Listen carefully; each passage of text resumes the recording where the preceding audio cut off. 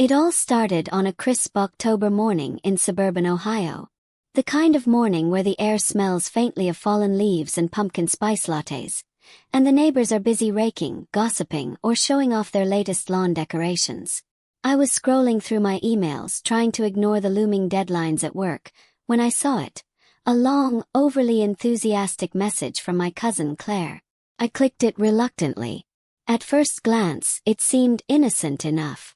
Thanksgiving was just 6 weeks away, and Claire had taken it upon herself to organize what she claimed would be the most unforgettable Thanksgiving the family has ever seen. I read on, and that's when my jaw dropped. "Dear family," she wrote, "as you all know, Thanksgiving is a time to come together and celebrate our blessings. This year, I've secured the perfect venue for our gathering, a historic mansion in the heart of Cleveland. There will be catering, live music, professional photographers, and even a fireworks display. The total cost comes to $240,000, so I'm asking each family to contribute $80,000. I blinked twice. $80,000. My brain refused to process it at first. Check the date. Yep, it was 2025. Not 1925. Not a typo. $80,000. I leaned back in my chair, trying to steady my racing thoughts.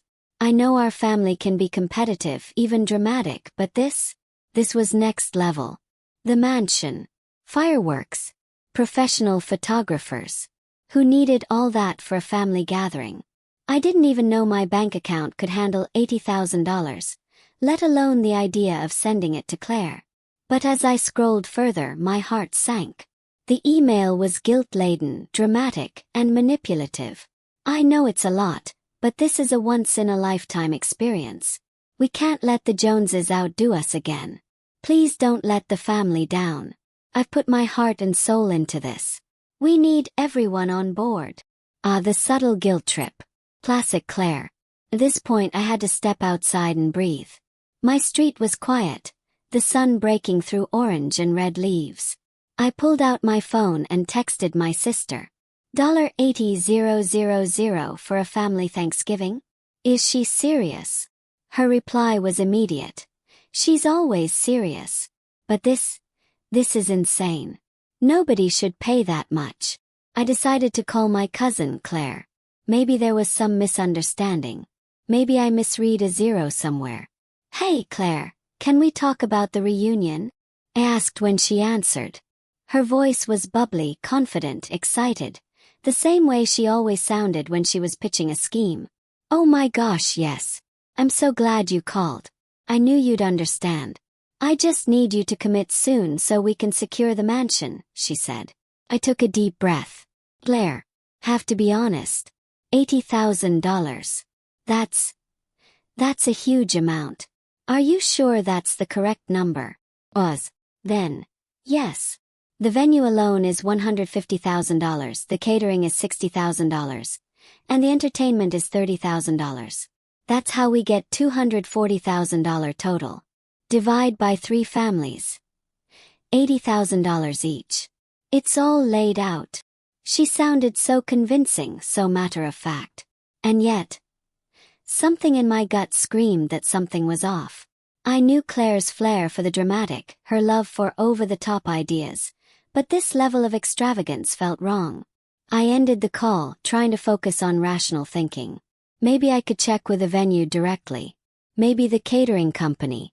Maybe even sneakily ask a family friend who had connections in Cleveland. I did a quick search online for historic mansions available for events that weekend. Nothing came up for $150,000. Not even close. Kept scrolling. The more I looked, the more I realized Claire's perfect venue didn't seem to exist. At least, not in the way she described. Then I checked the catering companies. Not one of them had a Thanksgiving package anywhere near $60,000. The live music. I even called a few professional bands she had supposedly booked for that night. They had never heard of her. My heart sank. She lied. Every word. I didn't want to jump to conclusions. Maybe there was a mix-up. Maybe Claire was exaggerating but not intentionally lying. Maybe this was just another one of her wild ideas. But as the hours passed, the more I dug, the clearer it became. The venue was a normal house on the market. The catering quotes were nowhere near what she claimed, and the professional photographers she bragged about, I couldn't find any of them. By evening, I sat at my kitchen table, sipping wine, scrolling through emails and messages. My family chat was buzzing with panic. Some cousins were asking how to pay. Others were arguing about whether to tell Claire the truth. And I was stuck, torn between exposing her and letting her manipulate the family into sending tens of thousands of dollars for a fake Thanksgiving. Then, my phone buzzed with a message from Claire herself. "Can you send the payment today? The mansion deposit is due. We can't have this reunion without you." I stared at the message for a long time. My hands shook slightly. This was it. The moment I had to make a choice. Do I confront her now, or do I gather more proof to expose her? Somewhere deep down, I knew that once I exposed the truth, there would be fallout. Family drama. Anger. Betrayal. But the alternative, letting her scam the family out of $80,000, felt worse. That night I made a plan. I would track down every detail of her supposed mansion, her vendors, her bookings. I would collect all the evidence. And once I had it, I would show the family what she was really up to. Little did I know, Claire would find out I was investigating. And she didn't plan to go down without a fight. The next morning I woke up determined. There was no turning back. I had to get to the bottom of Claire's scheme before anyone sent her a single cent. I started by contacting the historic mansion she claimed to have booked.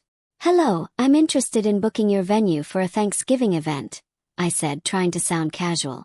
There was silence on the other end, then a polite voice replied, "I'm sorry, we don't have any events scheduled for Thanksgiving, and we've never worked with anyone named Claire Martin." My heart sank, but I pressed on. Next, I called the catering company she bragged about. Same story. "We have no record of her contacting us, and our Thanksgiving packages max out at $5,000. I was starting to see the full picture. Every claim she had made, the mansion, the catering, the bands, the photographers, was fabricated.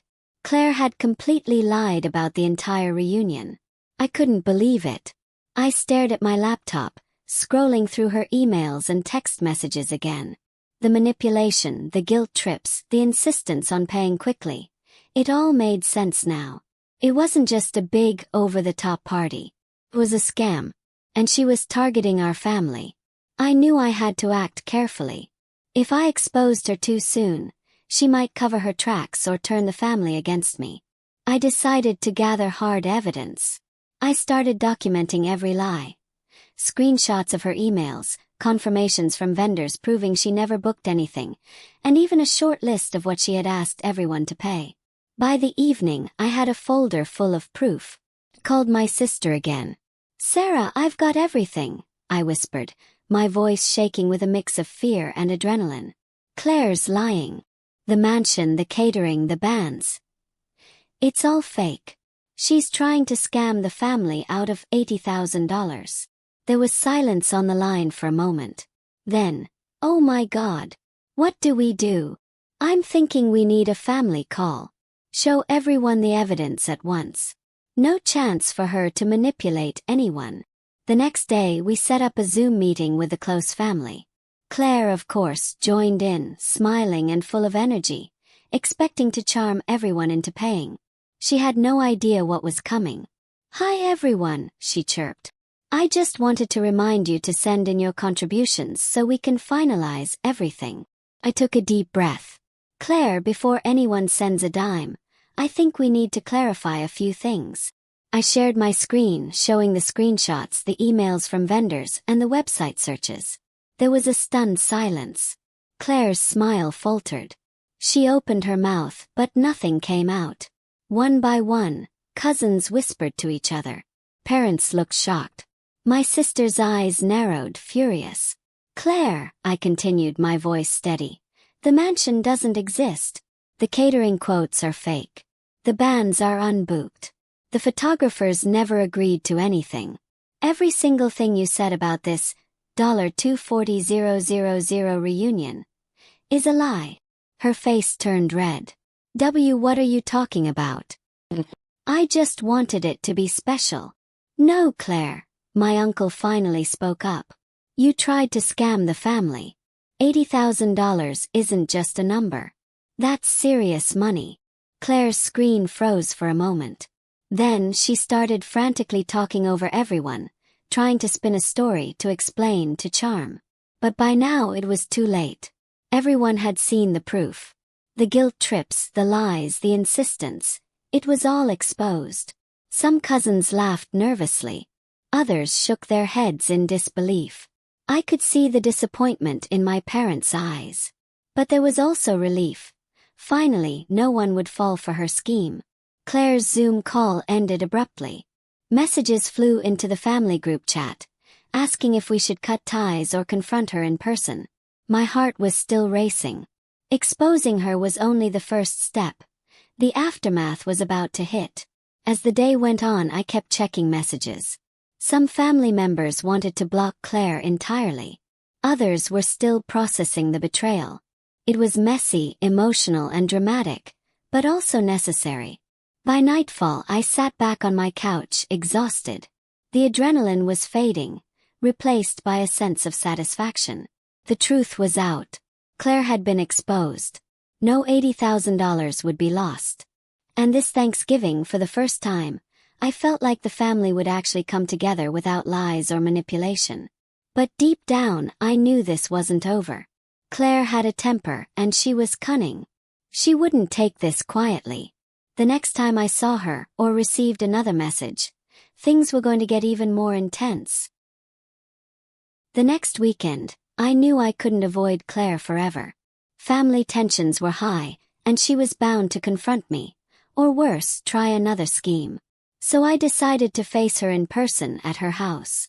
When I arrived, Claire was waiting, arms crossed, her usual confident smile replaced with something sharper, almost defensive. "You think you've won, don't you?" she snapped as soon as the door opened. "You embarrassed me in front of everyone." "I exposed the truth, Claire," I said calmly. "I didn't embarrass you, you embarrassed yourself. You tried to scam the family out of $80,000. That's serious." She laughed bitterly. "It was just a joke. Creative idea. You're taking this too seriously." "Not a joke, Claire. $80,000 is not a joke," I shot back. "You manipulated everyone, and now you have to face the consequences." Her eyes flickered with anger, then fear. "Consequences? What are you going to do?" I took a deep breath. "The family knows. Nobody will trust you now. Your lies are documented. If you ever try something like this again, it won't end quietly. Maybe next time, the authorities will get involved." For a moment she said nothing. Then, slowly, she slumped into a chair, realizing she had no defense left. The confrontation ended without violence, but the message was clear. Claire had crossed the line. That Thanksgiving, the rest of the family gathered, without a mansion, fireworks, or extravagant catering, and shared one of the most genuine, heartfelt holidays we'd ever had. And as for Claire, she was forced to own up to her lies, rebuild trust slowly, and learn the hard way that manipulation and greed only backfire. Some lessons are expensive, some priceless. This Thanksgiving I learned both.